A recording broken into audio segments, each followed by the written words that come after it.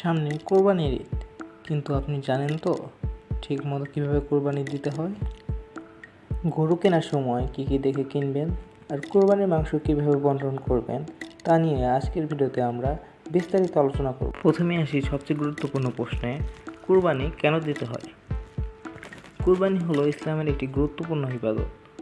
হযরত ইব্রাহিম আলাইহিসসালাম যখন আল্লাহর আদেশে তার সন্তান ইসমাইল আলাইহিসসালামকে কোরবানি দিতে উদ্যত হন, তখন আল্লাহ তার খালিস নিয়াতের জন্য একটি দুম্বা দিয়ে তাকে পরীক্ষায় উত্তীর্ণ করেন। সেই থেকে আমরা এই ত্যাগের উৎসব পালন করি আল্লাহর সন্তুষ্টির জন্য। এখন আসি গরু কেনার কথায়। গরু বা যে কোনো কোরবানির পশু কিনতে গেলে কিছু বিষয় খেয়াল রাখতে হবে। 1. পশু যেন সুস্থ স্বাভাবিক হয়। 2. চোখে সমস্যা না থাকে।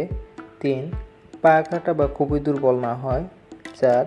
নির্দিষ্ট বয়সের নিচে না হয়। গরুর বয়স কমপক্ষে 2 বছর হতে হবে। অনেকে শুধু বড় গরু দেখে খুশি হন, কিন্তু শরীয়তের শর্তগুলো ঠিকঠাক মানা হচ্ছে কিনা সেটাও খুব জরুরি।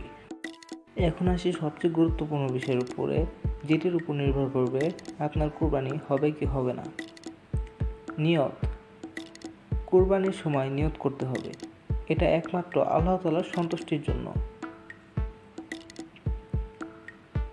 নিয়তটি হলো ইন্না সালাতি ওয়া নুসুকি ওয়া মাইয়া ওয়া মামাতি লিল্লাহি রাব্বিল আলামিন, অর্থাৎ সব ইবাদত শুধুই আল্লাহর জন্য এবং পশু জবাই করার সময় আল্লাহর নাম নিতে হবে।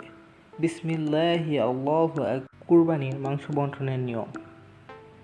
অনেকে কুরবানি দিয়ে সব মাংস ফ্রিজে ভরে রাখে, এটা ঠিক না। কুরবানির মাংস 3 ভাগে ভাগ করা সুন্নত। 1. নিজের জন্য। 2. আত্মীয় ও বন্ধুবান্ধবদের জন্য। 3.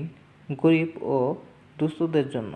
এই ত্যাগের উৎসব তখনই পূর্ণ হবে যখন পাশে থাকা মানুষগুলোর মুখেও হাসি ফুটবে। এখন আমরা জেনে নেই কুরবানিতে কী কী নিষেধাজ্ঞা রয়েছে। 1 নম্বরে, কুরবানির মাংস বিক্রি করা হারাম। 2. চামড়ার মূল্য নিজের জন্য রাখা যাবে না। 3. কসাইকে পারিশ্রমিক হিসেবে মাংস বা চামড়া দেওয়া যাবে না, টাকা দিয়ে দিতে হবে। 4. পশুর প্রতি নিষ্ঠুরতা করা যাবে না। কুরবানির আগে ভালো করে খাওয়ানো ও পানি দেওয়া উচিত।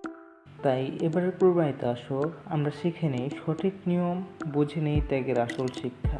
একটা পশু জবাই করার চেয়ে অনেক বড় ব্যাপার হলো নিজের মনকে জবাই করা, লোভ, হিংসা, অহংকার কাটানো। সবাইকে অগ্রিম ঈদুল আজহারের শুভেচ্ছা। ঈদ মোবারক।